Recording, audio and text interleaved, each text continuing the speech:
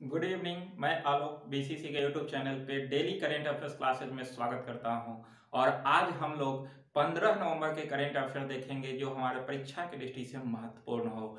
आपको इस चैनल पे 1 अगस्त से डेली करेंट अफेयर्स क्लासेज मिलेगा, आप सभी उसको देख सकते हैं। इसके अलावा आपको स्टैटिक्स जीके सीरीज भी इस चैनल पे मिलेगा, आप सभी उसको भी देख सकते हैं। तो अगर नहीं देखे हैं तो आप पीछे वाले सारे वीडियो को देखें, क्योंकि आने वाला जो भी भर्ती परीक्षाएं हैं आगामी, उसके लिए आपके ये टोटल पीछे का जो वीडियो है वो काफी महत्वपूर्ण साबित होगा, इसलिए आप सभी इसको जरूर देखें। इसके अलावा आपको एक आवश्यक सूचना, अभी आने वाला जो भी आपका बिहार दरोगा और बीपीएससी का एग्जाम है उसके लिए ऑफलाइन बैच एक शुरू हो रहा है, जिसमें आप सभी आ सकते हैं। इसकी शुरुआत 17 नवंबर से किया जा रहा है, इसलिए आप सभी अगर आना चाह रहे हैं तो आप आइए उसमें और अपने तैयारी को और बेहतर करें ऑफलाइन आकर। तो इस तरह से जो है आपके लिए इस चैनल काफी कुछ कर रहा है। आप सभी भी इस क्लास को, इस वीडियो को शेयर करते रहें, लाइक करते रहें और सब्सक्राइब करते रहें। और आइए इसी के साथ आज के जो भी महत्वपूर्ण प्रश्न है उसको हम लोग देखते हैं। तो 1 नंबर में क्या कह रहा है, तो 1 नंबर जो प्रश्न है कि 72वें ग्रैंड मास्टर बने। अभी आपको हमेशा मिलते आ रहा है कि जो है 69वें, 70वें, 71वें, तो ये आप पीछे वाला भी वीडियो देखते रहे, क्योंकि मैं पीछे ही बताया हूं कि जो है वो कौन कौन पीछे ग्रैंड मास्टर बने हैं। तो आपका जो भी 2021 में बन रहे हैं वो आपके परीक्षा के दृष्टि से महत्वपूर्ण है, इसलिए आप ध्यान रखेंगे। तो 71वें बने हैं मित्राव गुहा। मित्राव गुहा जो है 72वें ग्रैंड मास्टर बने, जो शतरंज के खिलाड़ी हैं, ध्यान रखिएगा।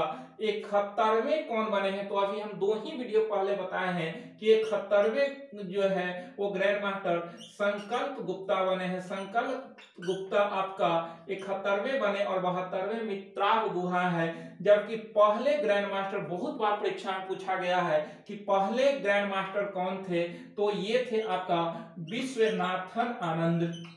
विश्वनाथन आनंद जो है वो आपके पहले ग्रैंड मास्टर है, जिनका ऑटोबायोग्राफी जो है वो माइंड मास्टर है। माइंड मास्टर इनका जो है वो ऑटोबायोग्राफी है, ध्यान रखिएगा। फर्स्ट महिला ग्रैंड मास्टर कौन है ये भी पूछता है, तो विजय लक्ष्मी। विजय लक्ष्मी, विजय लक्ष्मी आपकी पहली महिला ग्रैंड मास्टर है, जबकि पहला ग्रैंड मास्टर अगर पूछे तो विश्वनाथन आनंद हो जाएगा, ध्यान रखिएगा। तो इस तरह से ग्रैंड मास्टर आप ध्यान रखेंगे। अगला प्रश्न है कि सीलवर्धन सिंह, सीलवर्धन सिंह का संबंध किससे है, तो सीलवर्धन सिंह का संबंध आपका ये है सीआईएसएफ, सीआईएसएफ का महानिर्देशक बने हैं। महानिर्देशक बने आपका कौन, तो सीलवर्धन सिंह, ध्यान रखेंगे। सीलवर्धन सिंह सीआईएसएफ के जो है वो महानिर्देशक इन्हें नियुक्त किया गया है सीआईएसएफ का। तो ये ध्यान रखेंगे, काफी महत्वपूर्ण प्रश्न है। अगला है कि एंटी बर्निंग कैंपेन शुरू किया। एंटी बर्निंग कैंपेन शुरू किया गया है दिल्ली सरकार के द्वारा।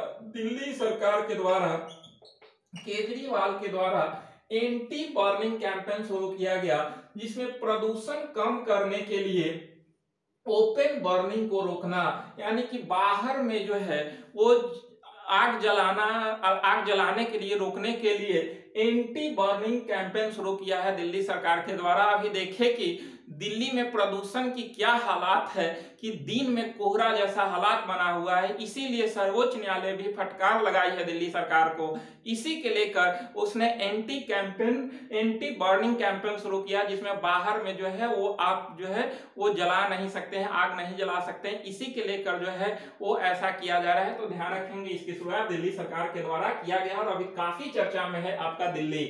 अगला है कि जलवायु परिवर्तन प्रदर्शन सूचकांक। अभी हाल ही में देखे थे कि COP26 जो है वो ग्लासगो में हुआ था और उसका मुख्य उद्देश्य यही था कि जलवायु के लेकर सारे विश्व जो है वो कितना सतर्क है, इसके लेकर बैठक कॉप का होता है, कॉन्फ्रेंस ऑफ पार्टीज होती है, उसके बारे में हम कल भी बताए थे।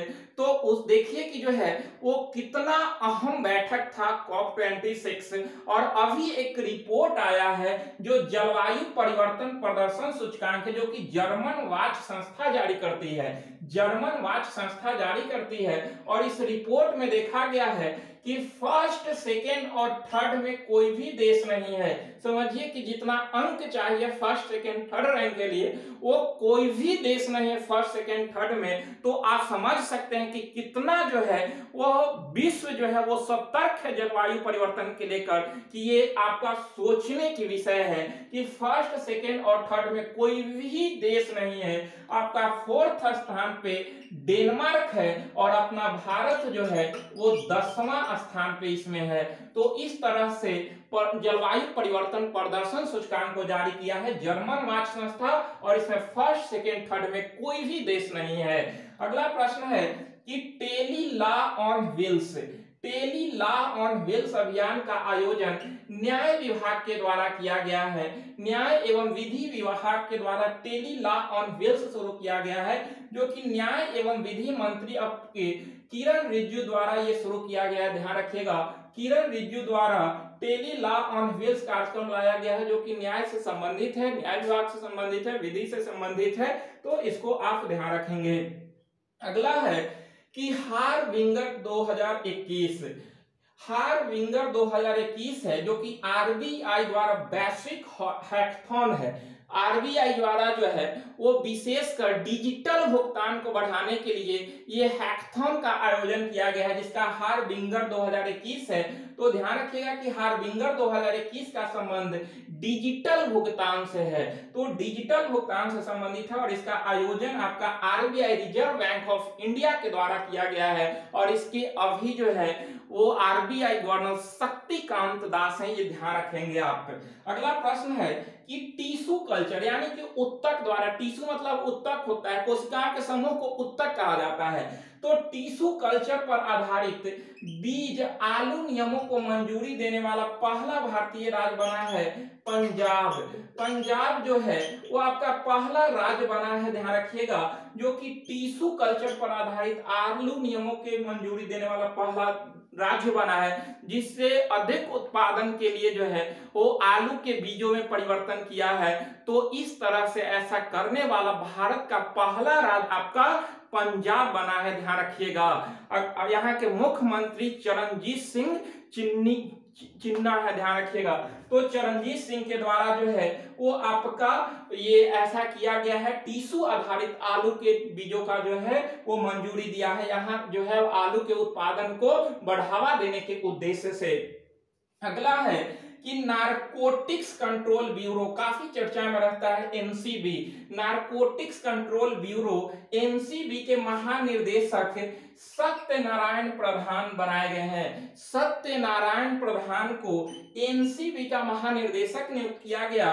एनसीबी नारकोटिक्स कंट्रोल ब्यूरो की स्थापना 1986 ईस्वी में हुआ था, ध्यान रखिएगा, और यह गृह मंत्रालय के अधीन रहता है। एनसीबी जो है वो गृह मंत्रालय के अधीन आता है और ये नशीली दवाओं की जांच करता है, जो भी नशीली से संबंधित जो भी कुछ भी रहता है उसकी जांच करता है। अभी देखिए कि जो है कितना एनसीबी चर्चा में रहता है, अभी जो है वो मुंबई में जो है ड्रग्स के लेकर। तो इसी तरह से ये प्रश्न ध्यान रखिएगा कि एनसीबी के महानिदेशक किसे बनाया गया, तो सत्यनारायण प्रधान को नियुक्त किया गया है।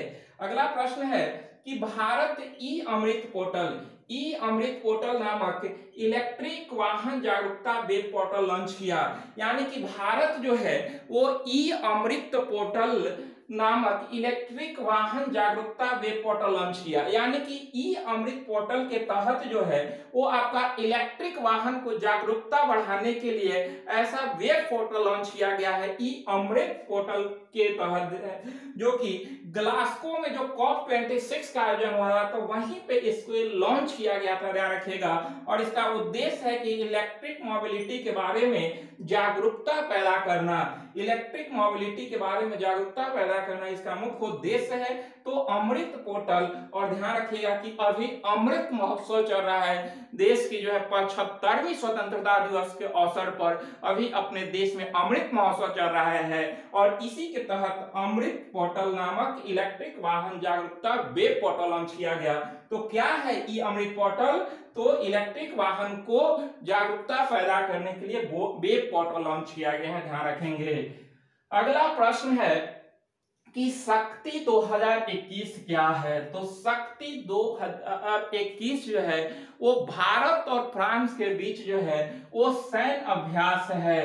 भारत और फ्रांस के बीच का सैन्य अभ्यास है शक्ति 2021, और ये 6ठा संस्करण आपका शुरू हुआ है जो है वो आपका 15 से लेकर 26 नवंबर तक चलेगा। ये भारत और फ्रांस के बीच शक्ति 2021, इसका आयोजन फ्रांस में हो रहा है, ध्यान रखिएगा, इसका आयोजन फ्रांस में हो रहा है। और ये आपका भारत और फ्रांस के बीच का अभ्यास है। गोरखा बटालियन भारत की तरफ से भाग ले रहा है, ध्यान रखिएगा, गोरखा बटालियन आपका शक्ति 2021 में भाग ले रहा है फ्रांस में जाकर। तो ये आप ध्यान रखेंगे। अगला प्रश्न है कि लोक सेवा प्रसारण दिवस, लोक सेवा प्रसारण दिवस कब मनाया जाता है? तो 12 नवंबर को मनाया जाता है। ये क्यों मनाया जाता है 12 नवंबर को?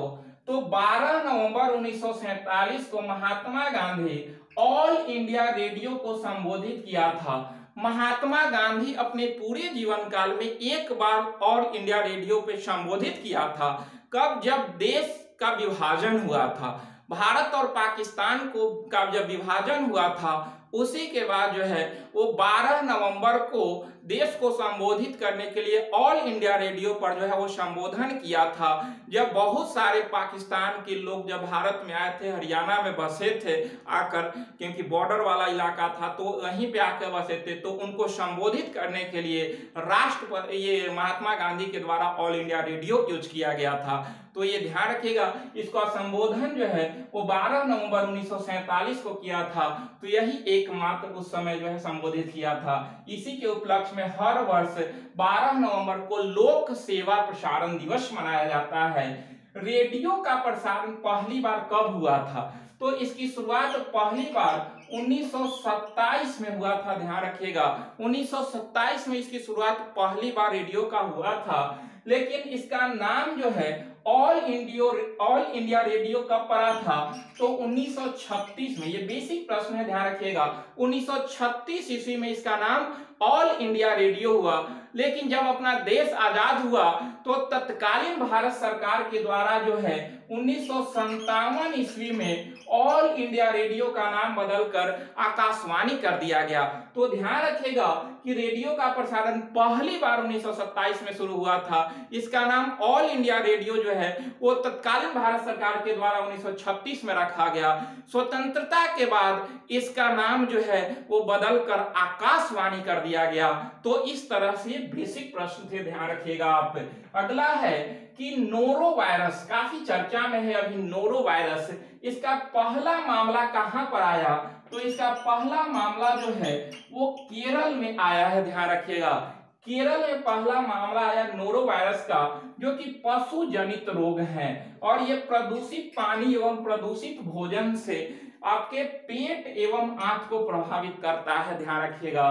तो इस तरह से नोरो वायरस जो है वो पशु जनित रोग है और इसका पहला मामला जो है वो आपका केरल में आया। जिका वायरस भी पहले केरल में ही आया, फिर महाराष्ट्र में, और अभी काफी जो है चर्चा में है उत्तर प्रदेश में अपना पैर फैला चुका है। तो इस तरह से अभी ज्यादा जो है प्रभावित है उत्तर प्रदेश में जिका वायरस। अगला प्रश्न है कि दुनिया का पहला विज्ञान उपग्रह गुआंगमू लॉन्च किया है कौन? तो ये चीन के द्वारा लॉन्च किया गया है, जो कि चीन का दुनिया का पहला पृथ्वी विज्ञान उपग्रह है, ध्यान रखिएगा। तो ऐसा काम चीन ही कर सकता है। तो इस तरह से चीन के द्वारा ऐसा किया गया है। अगला है कि पोषण स्मार्ट गांव, पोषण स्मार्ट गांव की शुरुआत प्रधानमंत्री मोदी के द्वारा 8 मार्च 2018 को झुंझुनू राजस्थान से किया गया था। और इसी के तहत यानी कि पोषण स्मार्ट गांव के तहत 75 गांवों को गोद लेने और स्मार्ट गांव में बदलने के लिए आपका जो है वो इसकी चर्चा किया जा रहा है कि यानी कि 75 गांवों को जो है वो गोद लेकर स्मार्ट गांव में बदला जाएगा। वहां के लोगों को पोषण दिया जाएगा, पौष्टिक युक्त भोजन दिया जाएगा। तो पोषण स्तर में सुधार के लिए पोषण स्मार्ट गांव के तहत 75 गांवों को गोद लेकर स्मार्ट गांव में बदलना मुख्य उद्देश्य है, क्योंकि आपका देश की 75वीं वर्षगांठ है। इसी के तहत जो है वो 75 गांवों को गोद लेकर उसे स्मार्ट गांव में बदलना है, ध्यान रखिएगा। और इसका उद्देश्य है कि पोषण स्तर में सुधार करना। अगला है कि प्रवर्तन निदेशालय जो ईडी है, काफी जो है वो महत्वपूर्ण प्रश्न है। प्रवर्तन निदेशालय ईडी और केंद्रीय जांच ब्यूरो जिसे सीबीआई के नाम से आप लोग जानते हैं, तो ईडी और सीबीआई अध्यादेश द्वारा इनके कार्यकाल बढ़ाया गया, यानी कि ईडी और सीबीआई के जो महानिर्देशक होते थे इनके कार्यकाल को अध्यादेश के द्वारा बढ़ाया गया है, ध्यान रखिएगा। इनका कार्यकाल जो है पहले 2 वर्ष था, जिसे बढ़ाकर 5 वर्ष कर दिया गया, ध्यान रखिएगा। तो अध्यादेश के द्वारा 5 वर्ष किया गया है। आपको पता होना चाहिए कि अध्यादेश जो है वो राष्ट्रपति के द्वारा अनुच्छेद 123 के तहत जो है वो जारी किया जाता है। अगर जो है वो देश के अंदर संसद सेशन में नहीं हो और कोई कानून की जरूरत हो तो राष्ट्रपति अनुच्छेद 123 के तहत अध्यादेश जारी कर सकते हैं। लेकिन जैसे ही संसद चलेगी तो इसे संसद में पेश किया जाना चाहिए और इसे संसद के दोनों सदन से पारित होने के बाद जो है ये कानून बन जाता है। तो 123 के तहत राष्ट्रपति अध्यादेश जारी करते हैं, तो अध्यादेश का अधिकतम समय सीमा 6 महीना 6 सप्ताह होता है, क्योंकि आपका संसद का कार्यवाही वर्ष में 2 बार होना चाहिए, कम से कम अधिकतम जो है 6 महीना के अंतराल पे जो है वो आपका इसका सेशन चलना चाहिए। तो इसी तरह से जब इसे संसद में पेश किया जाता है तो 6 सप्ताह का समय दिया जाता है। 6 सप्ताह के अंदर जो है वो संसद को पारित कर देना चाहिए, नहीं तो इतना से ज्यादा होगा तो ये अध्यादेश लैप्स कर जाती है। तो इसी तरह से किसी भी अध्यादेश का अधिकतम समय सीमा कितना होगा, तो 6 महीना 6 सप्ताह होगा। अगर इतना दिन में पारित नहीं होता है तो वो समाप्त हो जाती है। इसी तरह से राज्य में भी अध्यादेश से राज्यपाल के द्वारा लाया जाता है 213 अनुच्छेद के तहत, और यहाँ पर भी जो है उसे 6 महीना 6 सप्ताह का समय दिया जाता है। 6 महीना 6 सप्ताह में अगर जो है वो विधानमंडल पारित कर देती है तो वो कानून अधिनियम बन जाता है, नहीं तो वो समाप्त हो जाता है। तो इसी तरह हमारे देश के वर्तमान राष्ट्रपति रामनाथ कोविंद के द्वारा जो है एक अध्यादेश लाया गया और उसी अध्यादेश के तहत जो है वो ईडी और सीबीआई का कार्यकाल पहले 2 वर्ष थी, जिसको बढ़ाकर 5 वर्ष कर दी गई है, ध्यान रखिएगा। तो पहले कार्यकाल 2 साल के लिए नियुक्त किया जाता था, लेकिन उसके बाद 3 साल का 1+1+1 करके बढ़ाया जाएगा, यानी कि जो ईडी और सीबीआई के महानिर्देशक की नियुक्ति की जाएगी उनको प्रारंभ में 2 वर्ष के लिए ही नियुक्त किया जाएगा, लेकिन 2 वर्ष के पश्चात उनके पद को जो है वो 1-1 वर्ष करके एक्सटेंशन किया जाएगा, बढ़ाया जाएगा, और एक करके जो है 3 वर्ष तक बढ़ाया जा सकता है। तो टोटल 5 वर्ष तक ये अपने पद पर रह सकते हैं, लेकिन उससे अधिक किसी भी हाल में नहीं बढ़ाया जाएगा, यानी कि मैक्सिमम ये 5 वर्ष तक अपने पद पर रह सकते हैं। तो प्रारंभ में 2 वर्ष के लिए नियुक्त किया जाएगा और उसके बाद 1-1 वर्ष करके 3 बार इनके जो है वो एक्सटेंशन जो है समय को किया जा सकता है। तो इस तरह से ईडी और सीबीआई के महानिर्देशक के कार्यकाल को 2 वर्ष से बढ़ाकर 5 वर्ष कर दिया गया है, ध्यान रखिएगा।